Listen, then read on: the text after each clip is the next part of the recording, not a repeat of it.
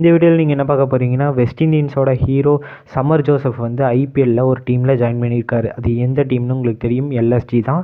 யாருக்கு பதிலான்னு பார்த்தீங்கன்னா, மார்க்வுட்டுக்கு ரீப்ளேஸ்மெண்ட்டாக தான் ஜாயின் பண்ணியிருக்காரு.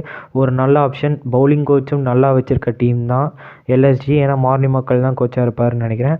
ஸோ அவர் பயங்கரமான கோச்சிங் இதில் இவர் ஒரு செம்ம பவுலிங்காக இருக்கும். ஏன்னா இவர் வந்து 150+ பிளேஸஸும் போடுவாங்க.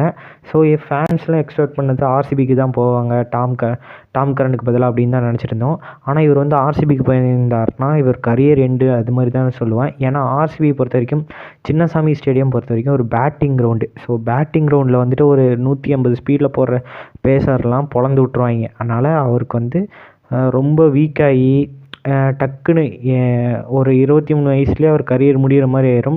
அதுக்கப்புறம் தான் மேலும் மேலும் அடி வாங்கிட்டு தான் திருப்பியும் வர மாதிரி இருக்கும். ஸோ இப்போ பரவாயில்ல, இவர் வந்து தப்பிச்சிட்டாரு எல்எஸ்டிக்கு ஜாயின் பண்ணனால. எல்எஸ்டி பொறுத்த வரைக்கும் ஒரு ஸ்லோ பிச்சு கிரவுண்டு தான். அதனால் அங்கே வந்து இவரோட ஸ்பெல் பயங்கரமாக இருக்கும். சரி, இப்போ வந்துட்டு இவர் எடுத்தது வந்து உங்களுக்கு வருத்தம் இல்லையா, மறக்காமல் கமெண்ட் பண்ணுங்கள். சம்மர் ஜோசப் இந்த வருஷம் ஐபிஎல்லில் வந்துட்டு டெபியூ பண்ணுறாரு. டெபியூலேயே அட்டகாசமாக ஸ்பெல் போடுவாரா பார்ப்போம். ஏன்னா எல்எஸ்டியில் 2 கிரவுண்ட் இருக்குது, பிளாக் சாயில் மற்றும் ரெட் சாயில் இருக்குது. ரெட் சாயில் விக்கெட்டுக்கு பயங்கரமாக போட வாய்ப்புகள் அதிகமாகிட்டுருக்கு. ஸோ இந்த வெஸ்ட் இண்டியன் ஹீரோ இந்த வருஷம் ஐபிஎல்லில் கலக்க.